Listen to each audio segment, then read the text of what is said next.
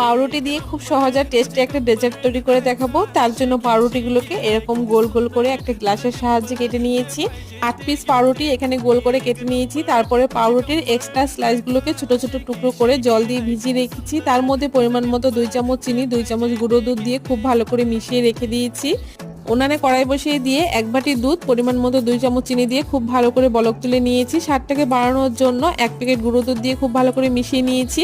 এখান থেকে 2 হাতা দুধ তুলে তার মধ্যে 2 চামচ মতো কাস্টার্ড পাউডার দিয়ে খুব ভালো করে মিশিয়ে দুধের মধ্যে দিয়ে খুব ভালো করে নেড়েচেড়ে মিশিয়ে নিয়েছি। এখানে দুধ দিয়ে আমি একটা মালাই তৈরি করে নিয়েছি। মালাইটাকে এখন তুলে নেওয়ার পরে অল্প একটু মালাইয়ের মধ্যে আগে থেকে ভিজিয়ে রাখা পাউরুটিটাকে দিয়ে খুব ভালো করে নেড়েচেড়ে শুকনো করে রেখেছি।